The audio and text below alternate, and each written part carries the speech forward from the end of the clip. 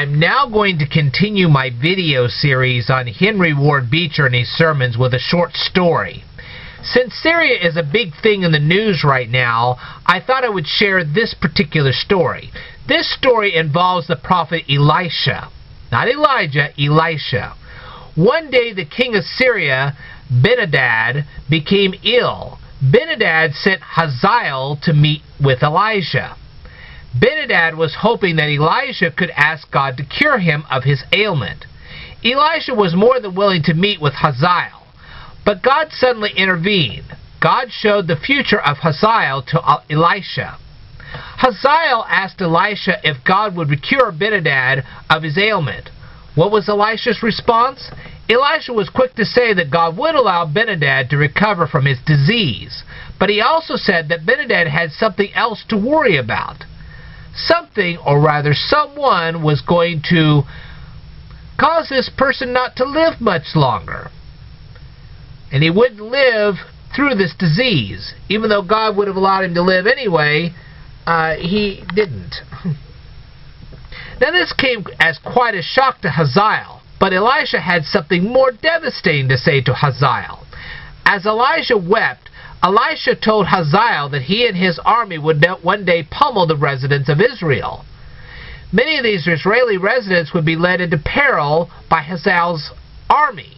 Of course, Hazael denied this emphatically, but before Ben-Hadad recovered from his illness, Hazael dethroned Ben-Hadad. And before Hazael perished, Hazael and his army pummeled many residents in Israel.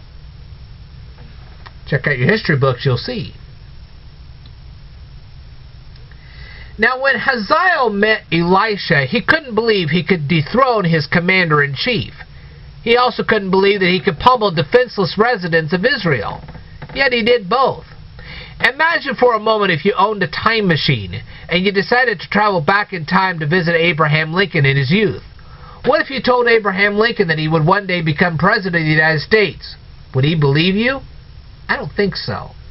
Do you think Elvis Presley would have believed you if would he believe that he would become the king of rock and roll when he was playing ball in his backyard? I don't think he did. And even if you told him, he probably wouldn't have believed you.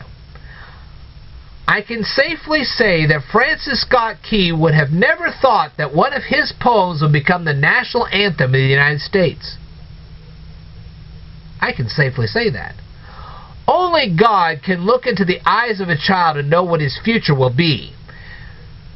Now, if you are reading this on my Speed Learner fan page, and there's a link to that, if you ever go to my featured video, there's a link down there. It's a hyperlink that takes you directly to my Speed Learner fan page. You can read this for yourself. I've left a hyperlink on my Speed Learner fan page to a photo of Adolf Hitler when he was a young boy. Okay? And what I would like for you to do is to actually click on that hyperlink and take a look at that photo of Abraham Lincoln as a young boy. Now, how many people could look at that face and know that he would start World War II? The same thing could also be said of King George III of England. If you'd have looked at him as a young lad, you would have never thought that he would start a war with the United States. My point is very simple. The child you hold in your hands today can become the largest blessing of your family or its greatest curse. It's up to parents and good pastors to make sure that children become blessings to their families and their communities. Children don't become evil overnight. It starts with complacent parents and ministers. Add a little peer pressure, social media, and a few immoral books and television programs, and then just watch how fast your children become immoral. And yes, that works just that way.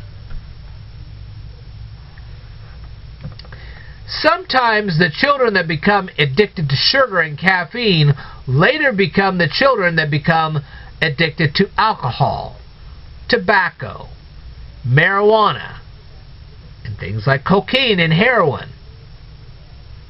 They were addicted to little things then, now they're addicted to big things now. See what I mean? The point is that people don't suddenly become evil. They slowly fall into mischief. They have a little mischief today, a little more tomorrow, and eventually it just gets out of control. But if parents and ministers catch this early, they can mold these children into community blessings. The problem is that all too often, complacent parents and ministers don't catch this early on, and then look what happens to the children later. See what I mean? And you don't necessarily have to use corporal punishment to put these kids in their right place. Good guidance, counseling, and teaching can do the same job. You just have to invest some time. All right.